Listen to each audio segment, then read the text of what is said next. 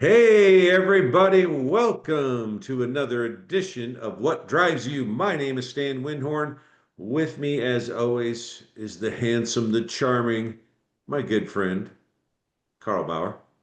Carl, Thank you, Stan. I don't know about charming.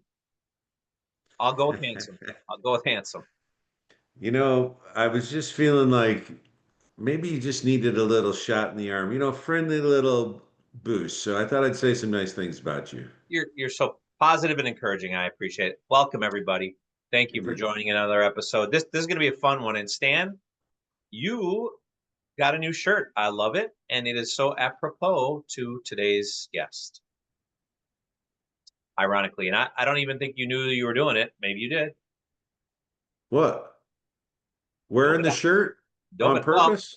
the shirt and the guy, and the yeah, maybe you did. Yes, I got this shirt yesterday, but when I knew we were going to be talking about Dovydas, David Smash Dovydas, he's about the guitar. So I'm like, perfect. This shirt, it was serendipity, Carl. The shirt showed up just in time for this episode of What Drives You as we Perfect. talk about Dovydas and David Perfect. Smash.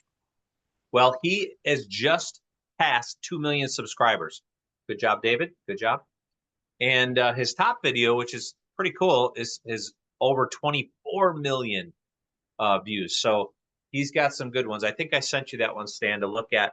And I have this bizarre fascination with these street musicians. You and I have talked a little bit about this, and you've actually kind of encouraged me and challenged me because I've watched you step up on stage and grab a microphone and just go in front of complete strangers a couple times. I think it's besides stand-up comedy, I think a street musician or just putting yourself out there in front of people is one of the bravest things, non-military, non-like fear of your life things that a soul can do, person can do. Well, public speaking and being in front of people is one of the most common fears, and again, not fear like fear for your life, but just would rather not do it kind of a thing. Um, this was really cool. So that was the most watched one that you sent me. Yep. Yep. So I'll try and explain what this is because I actually know a guy who does this, but I have a friend of mine who goes by Jesse James. How many people with the last name James decide, yeah, you know what? I think we need yet another Jesse James. I There's know so many three, people. but There's lots of people that I know that are, well, not lots, but I know of four, five, if you count a girl named Jesse James.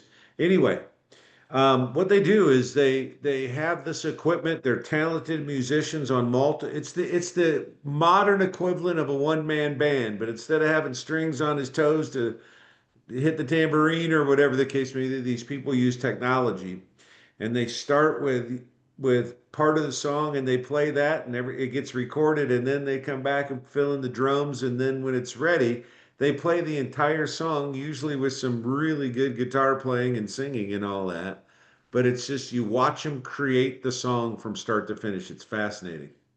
yeah, he's an amazing guitarist and musician and creator, first and foremost.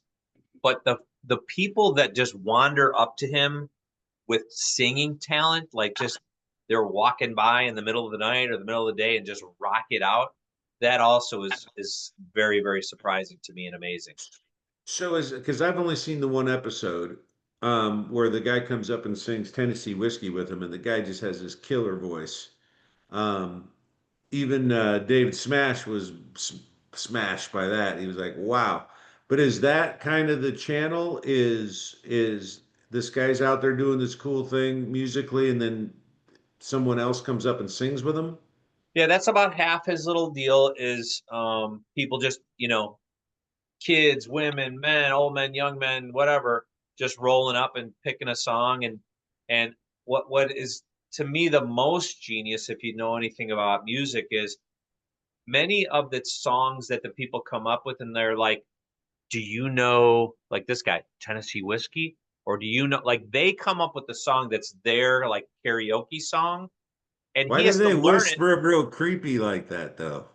Well, I'm just that's me and my internet creepiness, dad creepiness, sorry.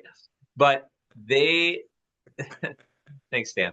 But you went from encouragement to shame pretty darn quick. So I That's don't know why I what's going on. started with encouragement, Carl, because I knew it's probably destined to happen.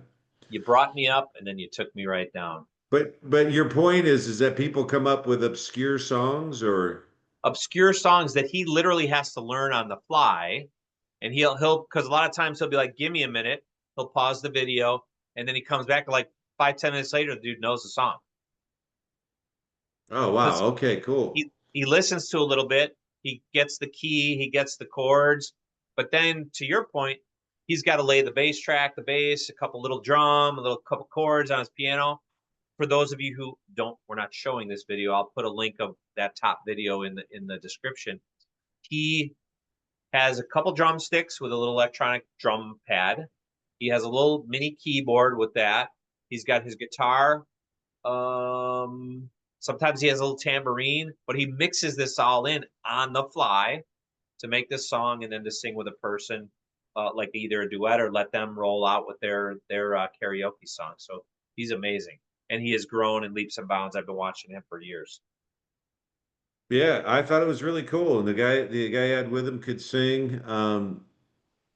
Like I said, I've seen that style of performing a couple of times, including Jesse James, who guess where I saw him? The Lucky Rabbit.